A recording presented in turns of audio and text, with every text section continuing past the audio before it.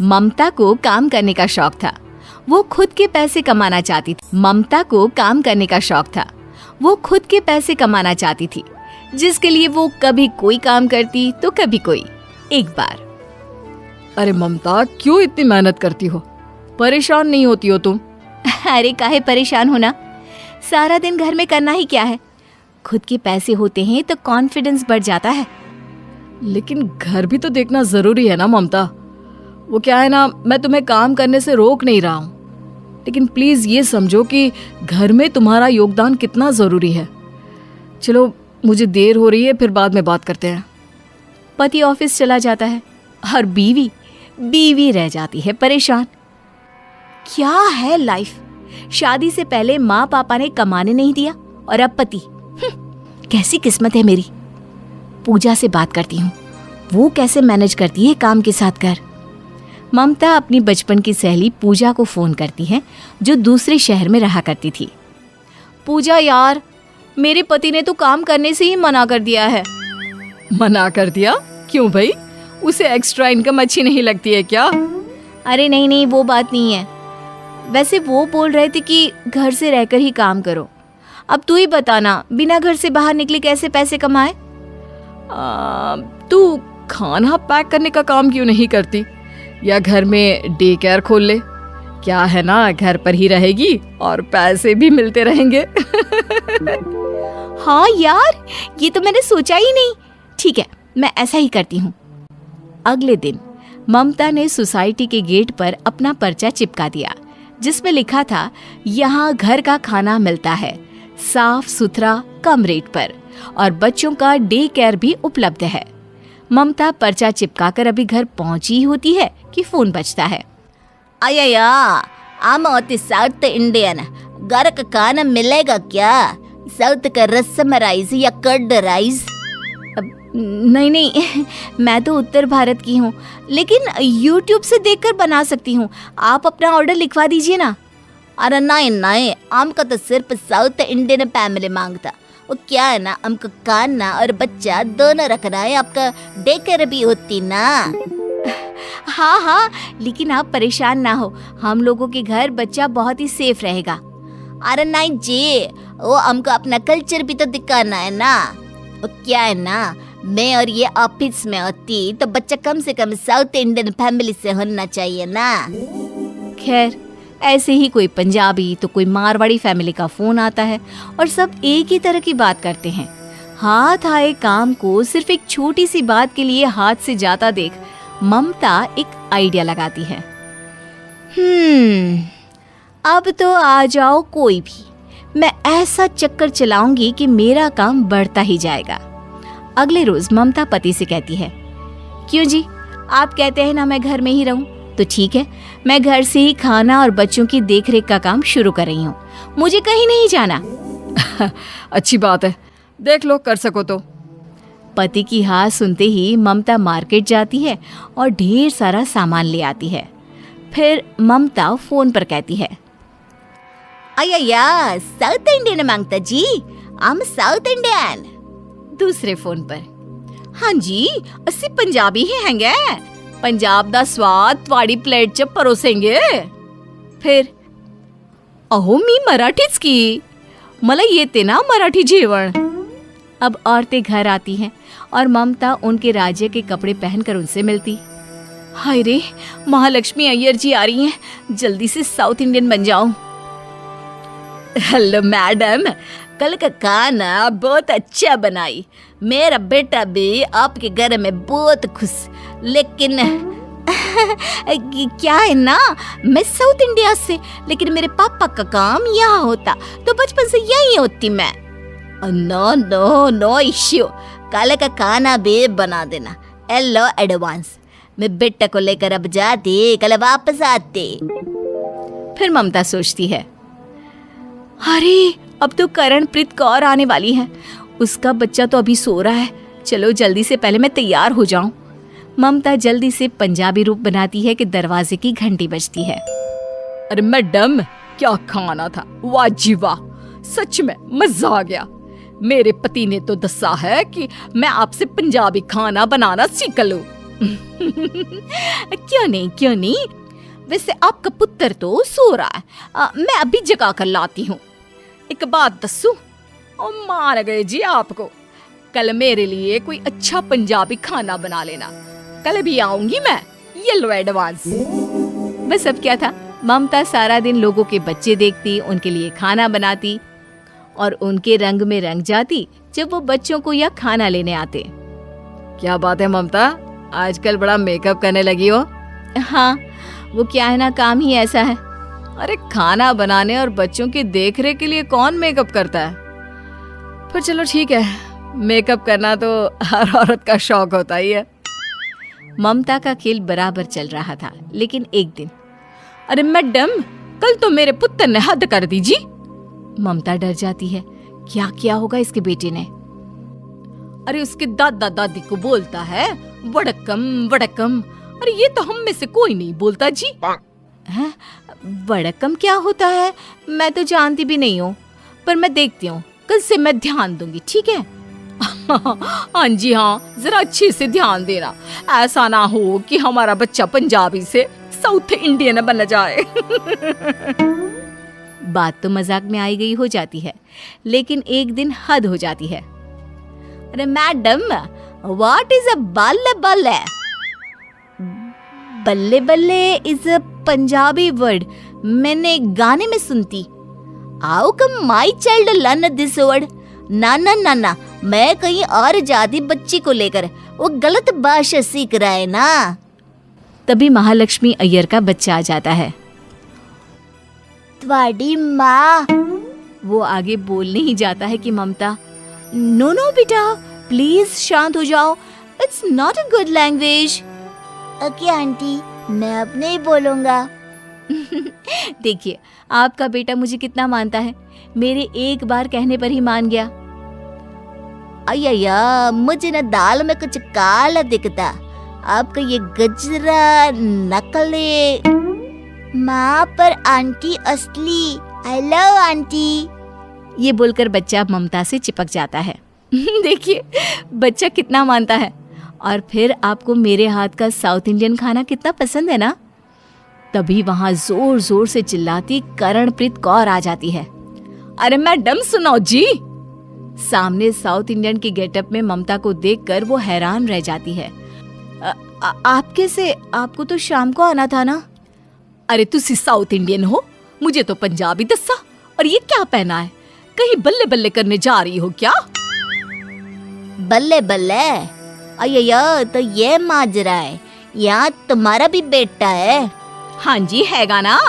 बल्ले बल्ले परम, आ बेटा देख आंटी क्या बोल रही है।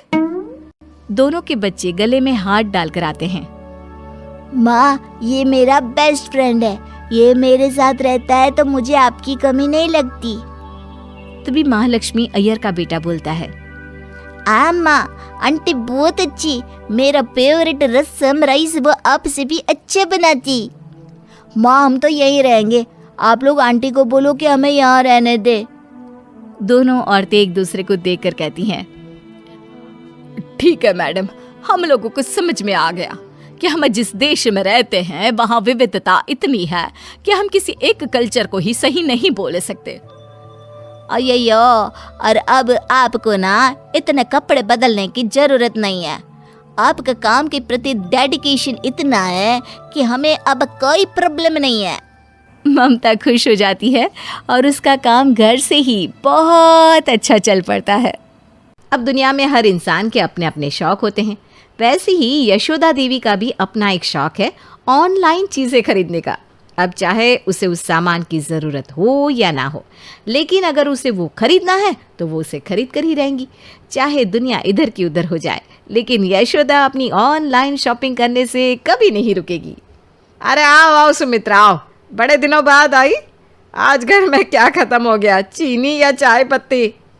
अरे नहीं यशोदा बहन, ख़त्म तो कुछ भी नहीं हुआ, बस तुमसे मिले बहुत दिन हो गए थे तो सोचा आज तुमसे मिलती चलूं। अच्छा तो बैठ ना, तेरे लिए चाय बना कर लाती हूँ। यशोदा सुमित्रा के लिए चाय बनाने जाती है, तभी उनके घर की डोरबेल बजती है। लगता है मेरा पार्सल आ गया। वो अपना पार्सल लेकर अंदर आती है। अरे ये क्या मंगा लिया तुमने यशोदा? तुम्हारे घर तो आए दिन ये डिलीवरी वाला आता रहता है। इतना सामान कौन मंगाता है तुम्हारे घर में? इतना सामान मतलब कितना सामान? अरे कभी कभी तो ऑनलाइन शॉपिंग करती हूँ, उसमें भी ना तू नज़र लगा दे। अरे मैं भला क्यों नज़र लगाऊंगी, पर दिखा तो सही तूने मंगाया क्या है। ये देख, मैंने ऑनलाइन में ना साड़ी देखी थी, डिस्काउंट पर मिल रही थी तो मंगा ली। इसके साथ ये मैचिंग के जूते भी मंगा लिए। अब साड़ी के साथ बुढ़ापे में सैंडल तो पहन नहीं सकती, तो जूते ही मंगवा लिए। अच्छे लग रहे हैं ना? लेकिन ऐसे जूते तो तेरे पास पहले से ही है ना, तो दोबारा ऐसे ही जूते क्यों मंगा लिए? अरे जूते तो है, लेकिन दूसरे कलर के हैं, मुझे ना इस कलर में चाहिए थे। खैर ये सब छोड़, और भी बहुत सारी साड़ियाँ ऑनलाइन मंगाई है, अभी तुझे लाकर दिखाती हूँ। यशोदा एक पूरा ढेर भरकर साड़ियाँ लेकर आती है और उसे सुमित्रा के सामने रख देती है। बाप रे बाप, इतनी सारी साड़ियाँ! तुझे साड़ी की कोई दुकान खोलनी है क्या जो इतनी सारी साड़ियाँ खरीद रखी है? अरे ले देकर ये मुश्किल से 40-50 साड़ियाँ होगी। अब पहनने के लिए इतनी साड़ियाँ तो कम से कम चाहिए ना। वैसे भी ना मेरा बेटा अच्छी नौकरी करता है, तो मैं तो आराम से अपने लिए अच्छा अच्छा सामान खरीदती हूँ। पिछले महीने तो मैंने अपने लिए एक्सरसाइज करने के लिए वो ट्रेडमिल भी खरीदा था। इस पर चलकर ना मेरा वज़न भी थोड़ा कम हो गया है, देख। अरे कौन सा वज़न कम हो गया है तेरा, बल्कि मुझे तो तेरा वज़न पहले से भी बढ़ा हुआ लग रहा है। वैसे तेरा बेटा जब तक कवारा है तब तक तो ये सामान खरीद पा रही है। एक बार तेरे बेटे की शादी हो गई तो तेरी बहू तुझे कुछ खरीदने नहीं देगी। इसका उपाय ना मैंने पहले ही सोच रखा है। बहू को जब शादी करके घर में लाऊंगी तो दहेज में खूब सारे पैसे लूँगी और उन पैसों से आराम से अपना सामान खरीदूंगी। अब किसी की शादी अपने बेटे से कराऊंगी तो उसे मुफ्त में थोड़ी ना घर में आने दूंगी। वाह यशोदा, तू भी कमाल करती है। तुझे अपनी बहू से दहेज इसलिए चाहिए ताकि तू ये ऑनलाइन शॉपिंग कर सके। तेरे तो क्या कहने। चल, मेरी बहू घर पर इंतज़ार कर रही होगी, चलती हूँ मैं। सुमित्रा वहाँ से चली जाती है। शाम के समय यशोदा का बेटा मोहित जब घर आता है। ये देख बेटा, मैंने तेरे लिए ये लड़कियां देख रखी है। तुझे इनमें से जो भी पसंद हो मुझे जल्दी से बता दे, फिर मैं तेरा रिश्ता पक्का कर दूंगी। ये गुलाबी सूट वाली लड़की ना 20 लाख का दहेज लाएगी और ये हरे सूट वाली 18 लाख। बाकी ये 3 लड़कियां भी 15-15 लाख दहेज तो लेकर ही आएंगी। क्या माँ, ये क्या तुम 15 लाख 20 लाख कर रही हो? मैं इतना अच्छा कमाता हूँ, फिर तुम्हें दहेज क्यों चाहिए? अरे बेटा, तू इतना अच्छा कमाता है इसीलिए तो दहेज चाहिए। अगर किसी लड़की को तू ऐसे ही मिल गया ना तो उसे तेरी कदर नहीं होगी, इसलिए दहेज लेना तो बनता है। देखो माँ, किसी से कोई दहेज नहीं लेने वाला मैं, और ना मैं ऐसे किसी लड़की से शादी करने वाला हूँ। जिससे मुझे शादी करनी है उसके बारे में मैं पहले से ही तय कर चुका हूँ, और उससे मैं कोई दहेज भी नहीं लूँगा। इसलिए ये दहेज का ख्याल अपने दिमाग से निकाल दो। अरे ऐसे कैसे अपने दिमाग से ख्याल निकाल दो? शादी भले ही अपनी मर्जी से करना, लेकिन ऐसी लड़की से करना जो घर में दहेज लेकर आए। मुझे बिना दहेज वाली बहू नहीं चाहिए। दहेज दहेज दहेज, यशोदा के दिमाग में तो दहेज वाली बहू का भूत सवार हो गया था, और मोहित भी जानता था कि उसकी माँ बिना दहेज वाली बहू को घर में लाने के लिए कभी नहीं मानेगी। इसलिए उसने अपनी गर्लफ्रेंड मनीषा से शादी की बात की और उसे अपने घर ले आया। ए भगवान, मैं तो लुट गई, बर्बाद हो गई। क्या क्या सपने देखे थे मैंने कि जब मेरी बहू घर में दहेज लेकर आएगी तो मैं उन पैसों से कितनी सारी ऑनलाइन शॉपिंग करूंगी। लेकिन तू तो मेरी मर्जी के बिना इसे शादी करके ले आया। अरे शादी तो की, लेकिन दहेज भी लेकर नहीं आई। अरे माँ, ये तुम क्या कर रही हो? इसमें भला रोने वाली क्या बात है? तुम्हें आज तक मैंने ऑनलाइन शॉपिंग के लिए मना किया है कभी, जो तुम इतनी परेशान हो रही हो? तुम्हें ऑनलाइन शॉपिंग करनी है तो अभी भी वैसे ही करना जैसे पहले करती थी, है ना मनीषा? हाँ, क्यों नहीं माँ जी। भले ही मैं शादी में मैं कोई दहेज लेकर नहीं आई, लेकिन अगर आपको कभी भी कुछ खरीदना हो तो बस एक बार कह देना, आपके सामने वो चीज़ हाजिर हो जाएगी। और नहीं तो क्या माँ, पहले घर में सिर्फ तुम्हारा बेटा कमाता था, लेकिन अब तो तुम्हारे घर में तुम्हारे बेटे के साथ साथ तुम्हारी बहू भी कमाती है, तो तुम्हारा जो मन हो तुम वो खरीदना। उन दोनों की बात सुनकर यशोदा अपने आंसू पोंछती है। अच्छा ठीक है, तुम कहते हो तो तुम्हारी बात मान लेती हूँ। कुछ दिन बाद सुबह सुबह, चलो अच्छा है, ये सामान सुबह सुबह आ गया। इस डिनर सेट को जाकर किचन में रख देती हूँ, आज शाम को सब लोग इसी में खाना खाएंगे। शाम के समय, अरे किचन में ये नया डिनर सेट कहाँ से आ गया? अभी पिछले हफ्ते ही तो मम्मी जी ने एक डिनर सेट मंगाया था, वो कहाँ चला गया? मम्मी जी से पूछ कर आती हूँ। मनीषा यशोदा के पास जाती है। अरे मम्मी जी, किचन में वो जो डिनर सेट आपने पिछले हफ्ते निकाला था वो मुझे कहीं दिख नहीं रहा, और किचन में एक नया डिनर सेट भी रखा हुआ है। आपने किसी को गिफ्ट करने के लिए मंगाया है क्या? अरे मैं क्यों किसी को गिफ्ट करने के लिए डिनर सेट मंगाऊंगी? वो तो कल मैं ऑनलाइन कपड़े देख रही थी ना, तो ये डिनर सेट सामने आ गया, डिस्काउंट पर था, मुझे अच्छा भी लगा तो मंगा लिया। है? लेकिन मम्मी जी अभी तो घर पर नया डिनर सेट है, मैं इसे रख देती हूँ। अरे नहीं नहीं नहीं बहू, वो वाला डिनर सेट तो मैंने पैक करके रख दिया। एक हफ्ते तक उसके अंदर खाना खा खा कर मैं तो बोर हो गई, इसलिए आज ना तो इसी नए डिनर सेट में सबको खाना परोसना। क्या? हाँ बहू, चल जल्दी जा, बहुत ज़ोर से भूख लगी है मुझे। जी। अच्छा सुन बहू, मुझे ना ऑनलाइन थोड़ा घर का सामान मंगाना है, तो मुझे पैसे दे दे, कल डिलीवरी वाला आएगा तो उसे दे दूँगी। मेरे पास कैश तो है नहीं मम्मी जी, लेकिन जब सामान आएगा तो मैं पेमेंट कर दूँगी, आप ऑर्डर कर देना। अरे नहीं नहीं नहीं, तू तो पूरा दिन ऑफिस में रहती है, अब कहीं उस टाइम वो आ गया तो मैं कहाँ तुझे ऑफिस में फ़ोन करूँगी। तो एक काम कर, मुझे अपना डेबिट कार्ड दे दे, मैं डेबिट कार्ड से पेमेंट कर दूँगी। ठीक है मम्मी जी, मैं ले आती हूँ। मनीषा यशोदा को अपना डेबिट कार्ड लाकर दे देती है। अरे मंगाने को तो मैं मोहित के क्रेडिट कार्ड से भी सामान मंगा लेती, लेकिन उसके क्रेडिट कार्ड की ना लिमिट ख़त्म हो गई है, और वो भी घर पर भी नहीं है, इसलिए मैंने तेरा डेबिट कार्ड ले लिया। कोई बात नहीं मम्मी जी, खाना रेडी है, चलिए ना खा लेते हैं। खाना पीना खाकर यशोदा फिर से अपने कमरे में ऑनलाइन शॉपिंग करने के लिए बैठ जाती है। ये वाली ज़्यादा अच्छी लग रही है, चलो इसे ऑर्डर कर लेती हूँ। हो गई ये भी ऑर्डर, अब सो जाती हूँ। आप सोच रहे होंगे कि यशोदा देवी ने फिर से अपने लिए कोई साड़ी, जूते या फिर घर का कोई छोटा मोटा सामान ऑर्डर किया होगा, लेकिन नहीं जी, इस बार तो यशोदा देवी ने सीधा एक डिश वॉशर और ऑटोमेटिक वॉशिंग मशीन ही ऑर्डर कर दी। अगले दिन जब मनीषा के पास ऑफिस में पेमेंट का मैसेज गया तो उसके तो होश ही उड़ गए। अरे क्या च कर रही है, क्या हो गया? 40,000! अरे मम्मी जी ने ऐसा क्या मंगा लिया कि सीधे मेरे अकाउंट से 40,000 की पेमेंट हो गई। क्या 40,000 की शॉपिंग? इतनी शॉपिंग तो कभी हमने भी नहीं की।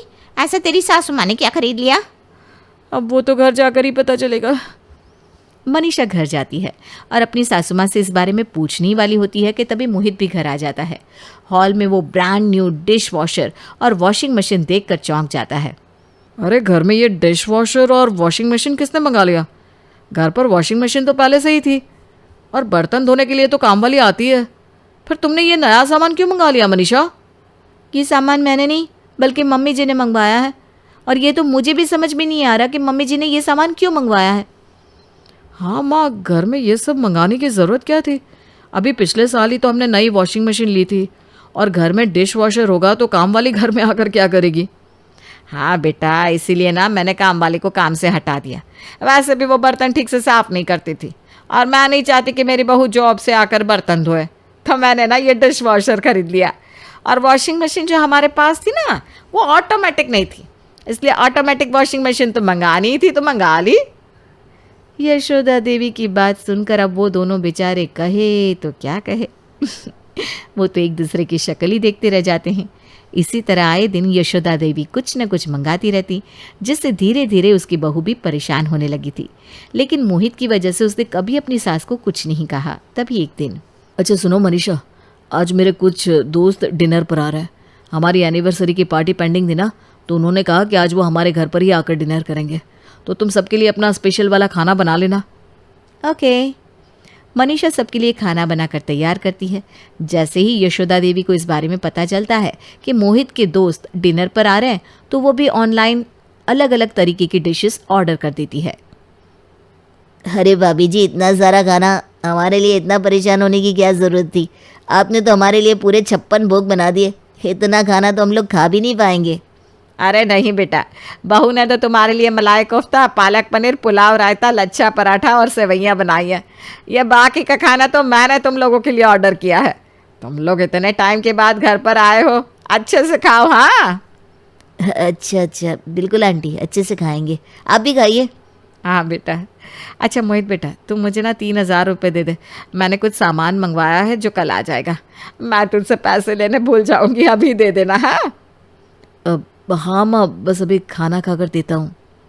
सब लोग खाना खाना शुरू करते हैं। थोड़ी देर बाद बेटा मेरा खाना तो हो गया, मुझे बहुत ज़ोर से नींद आ रही है, तुम लोग आराम से बैठकर खाओ, मैं सोने जा रही हूँ। ठीक है माँ। जैसे ही यशोदा देवी वहाँ से जाती है कि मोहित का दोस्त समीर उससे कहता है, मुझे तो लगा था कि अब तक आंटी ने ये ऑनलाइन शॉपिंग की आदत छोड़ दी होगी, लेकिन उनकी आदत तो अभी भी वैसी की वैसी है। वैसे एक बात कहूँ मोहित, हम लोगों ने एक साथ ही जॉब करना शुरू किया था और तुम्हारी सैलरी तो हमसे भी ज़्यादा है। इतने सालों में हमने सेविंग करके अपनी गाड़ी भी खरीद ली, लेकिन जिस तरीके से तुम्हारी माँ उनकी शॉपिंग पर इतना खर्च करती है, उसी वजह से ना तुम लोग आज तक अपनी कार भी नहीं खरीद पाए। हाँ यार, हम जब भी तुम्हारे घर आते हैं या तुम्हारे घर के पर्दे या घर के सोफे हर बार बदले हुए मिलते हैं, और इस बार तो तुम्हारा डाइनिंग टेबल भी बदला हुआ है। अगर तुम्हारी माँ इसी तरह तुम्हारे पैसों को खर्च करती रहेगी तो तुम अपने लिए कुछ नहीं कर पाओगे। बुरा मत मानना मोहित, लेकिन ये ना कुछ ज़्यादा ही फिजूल खर्ची है।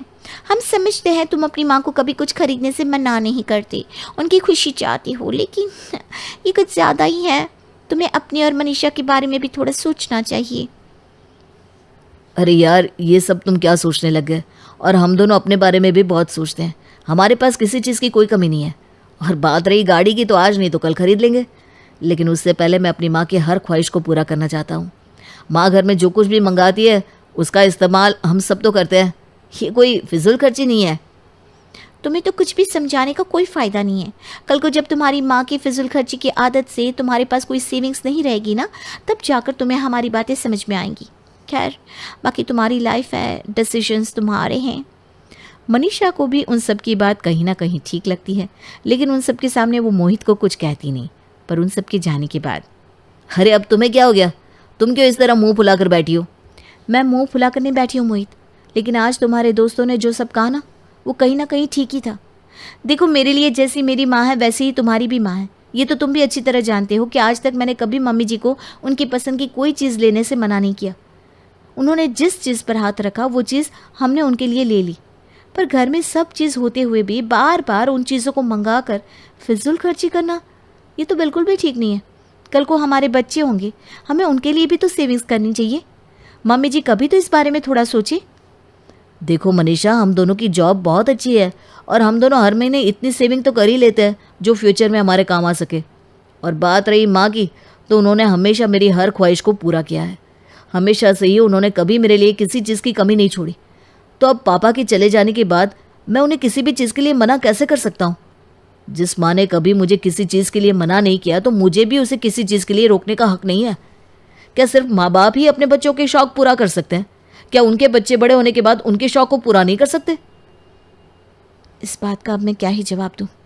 तुम भी अपनी जगह बिल्कुल ठीक हो। मैं तुमसे वादा करती हूँ कि आज के बाद फिर कभी ऐसा नहीं कहूँगी।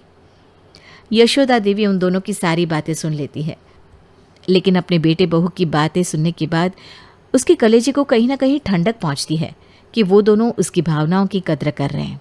अगले दिन, मोहित बेटा, बहू ज़रा यहाँ पर तो आना। माँ इतनी सुबह सुबह हमें क्यों बुला रही है? अभी तक मैं ऑफिस के लिए रेडी भी नहीं हुआ। रेडी तो मैं भी नहीं हुई, पर चलो चलकर देखते हैं क्या बात है। दोनों हॉल में जाते हैं। तुमने बुलाया माँ, क्या हुआ? बेटा, आज तक तुम दोनों ने मुझे कभी किसी चीज़ के लिए मना नहीं किया। मैंने जिस चीज़ पर एक बार हाथ लगा दिया वो चीज़ तुम दोनों ने लाकर मेरे सामने रख दी। आज के समय में मुझे तुम दोनों जैसे बहू बेटे मिले, इसके लिए तो मैं बहुत सौभाग्यशाली हूँ। अरे माँ, ये सब क्या कह रही हो तुम? ये तो हमारा फ़र्ज़ है। अब तुम दोनों ने अपना फ़र्ज़ बहुत निभा लिया, अब मेरी बारी है। अब थोड़ा सा फ़र्ज़ मुझे भी निभाने दो। हम कुछ समझे नहीं मम्मी जी। बेटा, मैं हमेशा तुम दोनों की कमाई से इतना खुल के खर्च इसलिए कर पाई क्योंकि मैं जानती थी कि मेरे पास तुम दोनों के लिए बहुत संपत्ति है। बचपन से ही मैंने कभी मोहित को ये नहीं बताया कि गांव में हमारी कितनी ज़मीन जायदाद है। अक्सर जब लोगों को पहले ही पता चल जाता है तो वो अपनी कामयाबी के लिए संघर्ष करना ही छोड़ देते हैं। बस इसीलिए मैंने तुमसे ये बात छुपाई। लेकिन अब जब तुम दोनों ही कामयाब हो चुके हो तो मैं ये सब कुछ तुम्हें सौंपना चाहती हूँ। बहू, अपने गांव वाला बड़ा घर मैंने तुम्हारे नाम पर कर दिया है और बाकी गांव की सारी ज़मीन बेटा तुम्हारे नाम पर है। तुम्हारे पापा जब बीमार हो गए थे तो उन्होंने तुम्हारे लिए बैंक में ये फिक्स डिपॉजिट करवाया था। ये उसके पेपर्स है। आज तक मैं हमेशा अपने लिए बहुत कुछ खरीदती आई, लेकिन आज बारी तुम्हें कुछ देने की है। बाहर चलो। यशोदा जैसे ही बाहर लेकर जाती है तो घर के बाहर एक चमचमाती गाड़ी देखकर उन दोनों की आंखें भर आती हैं। कैसा लगा मेरा सरप्राइज माँ? दोनों का दिल इतना भर आता है कि वो यशोदा को कुछ भी नहीं कह पाते और सीधे जाकर उसके गले से लग जाते हैं। कहीं ना कहीं मनीषा के दिल में जो थोड़ी बहुत गलतफहमियां थी आज वो भी खत्म हो जाती है और वो आज अपनी सास को अच्छी तरह समझ पाती है। नैना वो देख बाहर, शर्मा जी की पत्नी कैसे उन्हें सुना रही है। क्या कह रही हो मम्मी जी? हाँ आके तो देख। नैना सब्जी काटती हुई रसोई से बालकनी में आकर खड़ी हो जाती है और देखकर कहती है, मम्मी जी अगर इस तरह हमारे घर में हो तो हमारे घर के मर्द तो हमें घर से बाहर ही निकाल दे। अरे बेटा बाहर क्या निकालेंगे, इस तरह से बोलने की हिम्मत कभी हो पाएगी क्या तेरी? बोलने से पहले ही जुबान खींच लेंगे ये। वही तो मम्मी जी, मैं तो आपके बेटे के सामने एक शब्द भी 10 बार सोच कर बोलती हूँ। ये शर्मा आंटी अपने पति को कैसे इतना कुछ बोल रही है? इतने में ही राकेश अपनी कड़क आवाज में कहता है, खाना नहीं बनाना क्या आज? दोनों फ्री होकर बालकनी में लटक रही हो? लगता है काफी फ्री टाइम मिल गया है दोनों को। काम वाली ये सारा काम कर देती है तो दोनों सास बहू बैठी चुगलियां करती रहती है। अंकुश कल से काम वाले को हटा देना। चुगली करने और बालकनी में खड़े रहने से अच्छा है कि दोनों काम करेगी, घर के पैसे भी बचेंगे और इनकी सेहत भी अच्छी रहेगी। राकेश की आवाज सुनकर दोनों सास बहू के तोते उड़ जाते हैं। दोनों बालकनी से अंदर आकर सिर झुकाकर खड़ी हो जाती है। फिर धीरे से अंजना कहती है, काम वाले को हटाने की क्या ज़रूरत है? वो बहू नाश्ता बना रही थी और मेरी आंखों में कुछ चला गया था तो रोशनी में निकाल रही थी। बहू तू रसोई में जा, इन दोनों को दुकान भी जाना है ना। बस 10 मिनट में खाना लगा रही हूँ। नैना रसोई में चली जाती है और अंजना फिर से राकेश से कहती है, जी आप मेरी बात सुन रहे हो ना? काम वाली को हटा देंगे तो कैसे चलेगा? इन बूढ़ी हड्डियों में अब जान ही कहाँ बची है और नैना है जो बेचारी दिन भर रसोई में लगी रहती है। ठीक है नहीं हटाऊंगा, लेकिन दोनों सास बहू अब मुझे बालकनी में खड़ी नजर नहीं आनी चाहिए। ठीक है जी। अंजना खुश होकर रसोई में जाकर नैना से कहती है, अरे बहू बहुत मुश्किल से तेरे ससुर जी को काम वाली ना हटाने के लिए बनाया है। अब तू दोनों बाप बेटे के सामने बाहर मत खड़ी होना। हाँ मम्मी जी, पता नहीं दोनों बाप बेटे कैसे हैं, एक जरा हमारे मन का होने नहीं देते। अरे छोड़ना बहू, अब जैसे भी है इन्हें हमें ही झेलना होगा। नैना और अंजना मिलकर नाश्ता लगाती हैं और नाश्ता परोसते वक्त नैना का घूंघट सरक जाता है। नैना घूंघट ठीक करती है तभी राकेश कहता है, आजकल की लड़कियों से एक पल्लू नहीं संभलता तो घर क्या संभालेगी? ऐसा नहीं है जी, बहू की उम्र ही क्या है, 20 साल की तो है अभी। तुम्हारी शादी तो 15 साल में हो गई थी। बहू का पक्ष लेना बंद करो। नैना एक हाथ से अपना पल्लू और दूसरे हाथ से खाना परोसती है। नाश्ता करके राकेश और अंकुश दुकान चले जाते हैं। दुकान जाने के बाद भी मजाल है कि नैना और अंजना राकेश की मर्जी के बिना कहीं जाकर आ जाए। एक रोज नैना अंजना से कहती है, मम्मी जी बहुत दिनों से पानी पूरी नहीं खाई है, मेरा बहुत मन कर रहा है खाने को। अरे तो घर में बना ले। मम्मी जी घर में वो स्वाद नहीं आता, बाहर चलते ना, पापा जी और आपका बेटा तो दुकान में है ना। अरे इनको पता चल गया कि हम दोनों बाहर गई हैं तो हमारी खैर नहीं। अरे कुछ नहीं पता चलेगा, आप चलो ना मेरे साथ, हम दोनों हर शाम बाजार होकर आएंगे, कम से कम कुछ पल तो अपने हिसाब से जिएंगे। अब ज्यादा मत सोचिए, चलिए ना मम्मी जी। ठीक है तू कहती है तो चलती हूँ। नैना अंजना के साथ शाम के वक्त किसी को भी बिना बताए घूमने चली जाती है। दोनों साथ में अच्छे से खाती पीती हैं और मजे करती है। फिर दोनों घर आ जाती हैं।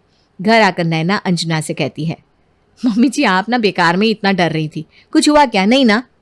अरे अभी तो कुछ नहीं हुआ है, आज किसी ने देखा नहीं हमें, बाहर देख लेता तो हम दोनों जाते काम से।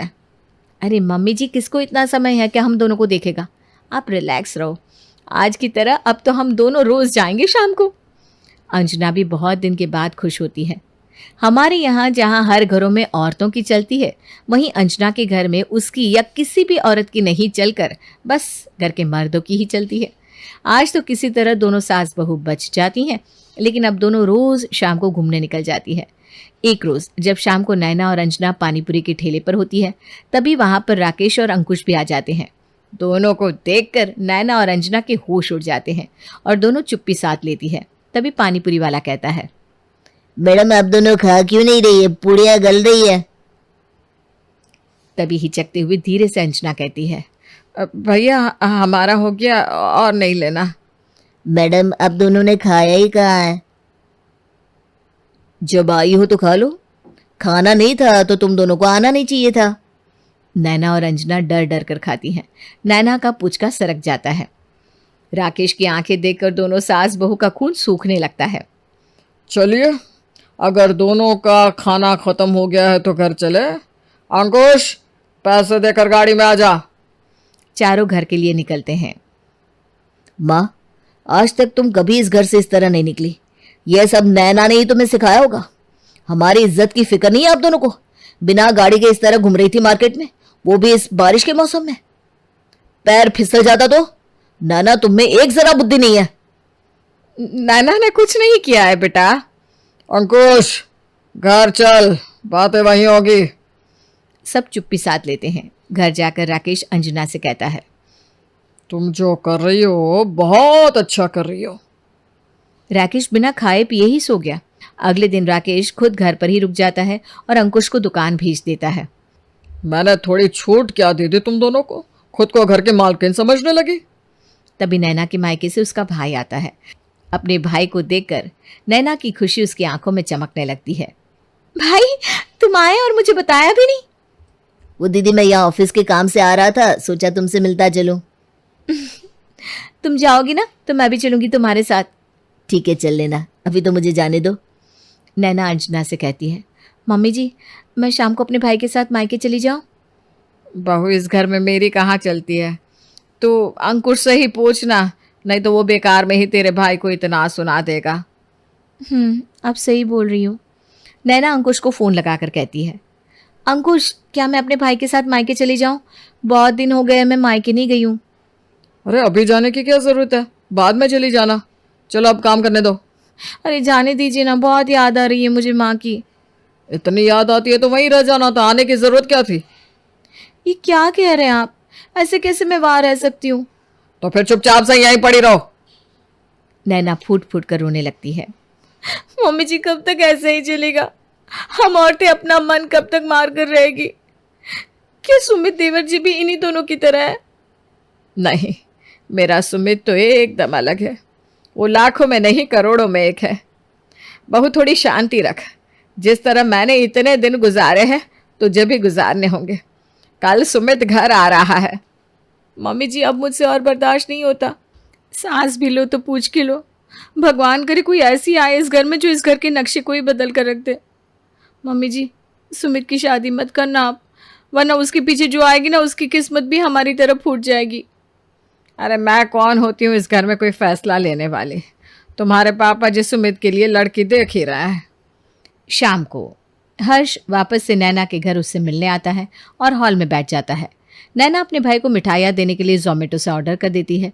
जोमेटो वाला घर आकर फ़ोन करता है। नैना गेट पर उसे खोलने जाती है और मिठाई का डब्बा लेकर आती है और जैसे ही अपने भाई के हाथ में देने लगती है, राकेश कहता है, क्या है ये सब? तुमने किससे पूछकर घर में जोमेटो वालों को बुलाया? इस घर में जो आएगा मेरी मर्जी से आएगा। जिस तरह से इसे मंगवाई हो उसी तरह से वापस कर दो। मेहमान को बाहर की नहीं, घर की मिठाई आ जाएगी। जाकर गाजर का हलवा बना कर दे दो अपने भाई को। नैना बिना कुछ कहे रसोई में जाती है और गाजर का हलवा बनाने लगती है। तभी हर्ष आकर कहता है, दीदी, तुम्हारे घर में जैसा चलता है तुम वैसा ही करो ना। इतनी मेहनत मत करो, मैं चलता हूँ, मेरी ट्रेन है। अरे तू रुक जाना भाई, तू भी इन लोगों की तरह करेगा क्या? भगवान किसी लड़की को ऐसे ससुराल ना दे। पर हर्ष उसी वक्त वहां से चला जाता है। अगले दिन सुमित घर आता है। सुमित को देखकर सब खुश हो जाते हैं। बेटा, बहुत दिन हो गए तुझे देखे, अच्छा हुआ तो आ गया, मन खुश हो गया मेरा। हाँ पापा, मुझे भी आप सबकी बहुत याद आ रही थी। मैंने तेरे लिए बहुत पैसे वाले घर की लड़की पसंद की है। इस बार तेरी सगाई करा दूंगा उससे। लड़की? और मेरे लिए? पापा, मैंने शादी कर ली है। आपको किसी लड़की को मेरे लिए देखने की ज़रूरत नहीं है। कल ही मैं उसे यहाँ बुला रहा हूँ। मैंने सोचा पहले आप सबको बता दूँ, लेकिन मुझे क्या पता था कि मेरे लिए पहले से आप लोगों ने रिश्ता देख रखा है। नैना मन ही मन सोचती है, अच्छा हुआ देवर जी ने अपनी पसंद से शादी कर ली, वरना ये लोग तो फिर किसी लड़की को लेकर आते और उसे अपने हाथों की कठपुतली बना लेते। सुमित नैना और अंजना के पैर छूता है। भाभी, आप अपनी देवरानी से मिलने के लिए उतावली नहीं हो क्या? उसके आने से आपको बहुत मदद हो जाएगी। बेटा, लड़की तो मॉडर्न होगी नहीं? हाँ मम्मी, वो मेरे साथ ही पढ़ी है और साथ ही जॉब कर रही है। तुम दोनों उससे मिलकर बहुत खुश हो जाएंगी। हाँ, हमें तो सबकी खुशी में खुश होना ही पड़ता है बेटा। इधर राकेश अंदर ही अंदर आग बबूला होता रहता है, लेकिन सुमित से कुछ नहीं कह पाता। अगले दिन नायरा सुमित के घर आती है और बहू के आने की खुशी में राकेश को अपनी इज्जत के लिए एक रिसेप्शन देना पड़ता है। रिसेप्शन में जहां नैना और अंजना सर पर पल्लू लिए खड़ी थी, वहीं नायरा बिना पल्लू के स्टेज पर खड़ी हो जाती है और सुमित से बातें करने लगती है। मम्मी जी, नायरा ने तो पल्लू तक नहीं लिया, ऊपर से इस तरह सबके सामने देवर जी से बातें कर रही है। अरे बहू, तू जा, नायरा को धीरे धीरे समझा दे, उसे यहाँ के तौर तरीके पता नहीं है ना। जी मम्मी जी। अंजना के कहने से नैना तुरंत स्टेज पर जाकर नायरा को धीरे से कहती है, नायरा, तुम ना माथे पर पल्लू ले लो, वरना पापा जी देख लेंगे तो माहौल बहुत खराब हो जाएगा। क्यों भाभी, मैं कोई पल्लू वल्लू नहीं लेने वाली, मैं भी तो उनकी बेटी की तरह हूँ। अरे तुम समझ नहीं रही हो, इस घर में ना बस मर्दों की चलती है, हम औरतों की नहीं। चलती होगी, लेकिन अब से नहीं। मैं तो कहती हूँ आप और मम्मी जी भी अपना पल्लू हटा दो, हमें भी अपनी मर्जी से खुल के जीने का हक है। नायरा, लगता है देवर जी ने तुम्हें कुछ बताया नहीं है, तुम मेरी बात समझने की कोशिश करो ना। मैं चली डांस करने भाभी, मैं तो कहती हूँ आप भी मुझे ज्वाइन करो, हम मजे करेंगे, जो होगा मैं देख लूंगी। नायरा और सुमित डीजे पर खूब थिरकते हैं।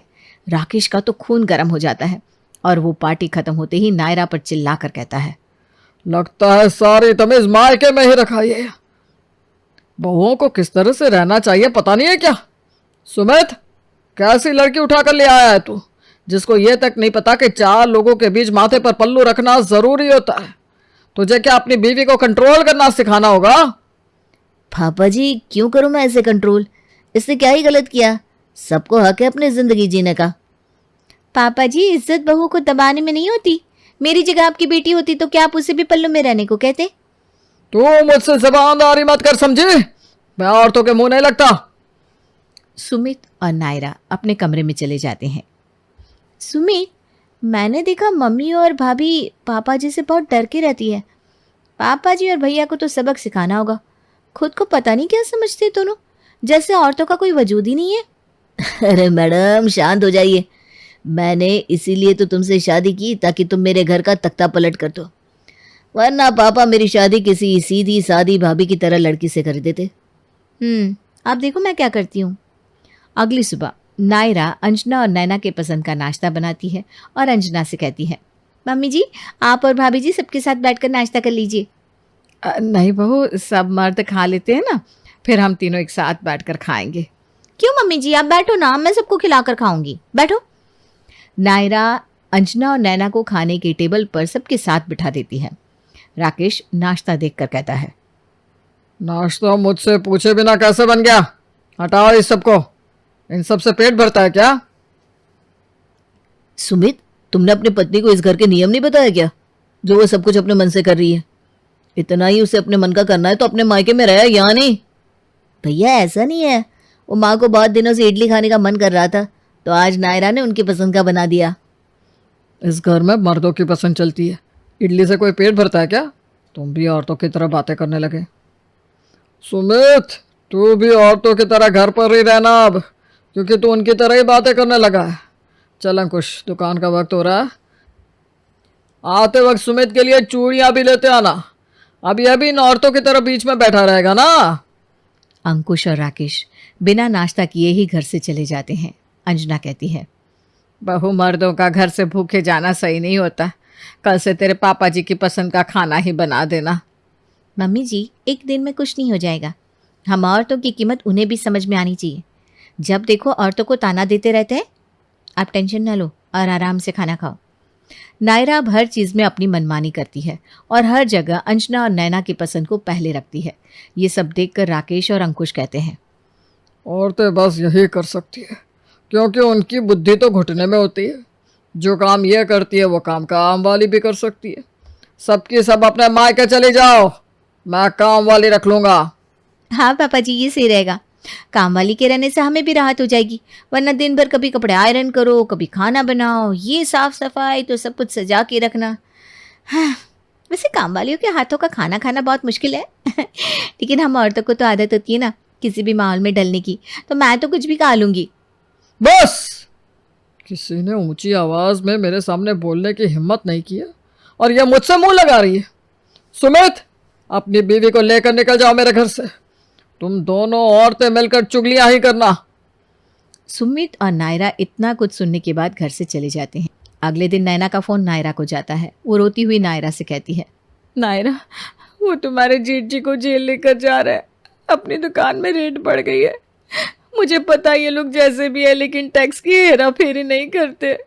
मैंने देवर जी से सुना है तुम सीए हो, कुछ करो ना नायरा। भाभी प्लीज आप रोना बंद करो, मैं आ रही हूँ घर पर। नायरा भागती हुई सुमित के घर आती है और अंजना से कहती है, मम्मी जी, आपको पता होगा ना कि दुकान के सारे जरूरी पेपर कहाँ है? भाभी, हमारे पेपर तो सीए देखता है ना, वो कहाँ है?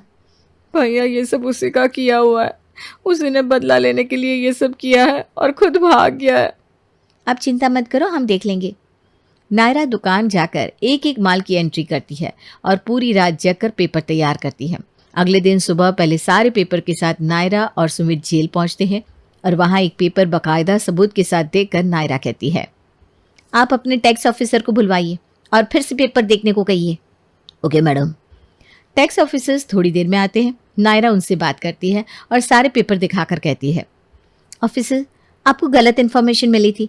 हमने एक एक चीज़ का टैक्स भरा है, बस हमारे सीए की लापरवाही के कारण कुछ पेपर इधर उधर हो गए थे। सब मैंने रेडी किए हैं, आप चेक कर लो। Let me check.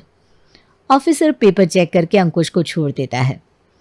आप जैसी बहू जिस घर में हो उस घर की किस्मत तो चमकनी है। सब वापस घर चले जाते हैं। राकेश अंजना से कहता है, आज बहुओं और तुम्हारी पसंद से खाना बना लेना। औरतें मर्दों से ज़्यादा सहनशील होती है, जिसका हम मर्द गलत फ़ायदा उठाकर उस पर अत्याचार करते हैं, लेकिन फिर भी वही औरत ज़रूरत पड़ने पर अपने घर वालों के लिए सबसे लड़ जाती है। नायरा बहू ने मेरी आंखें खोल दी। राकेश अंजना को पहली बार गले लगाता है और अब अंजना का घर मर्दों के नहीं औरतों की मर्जी से चलने लगता है।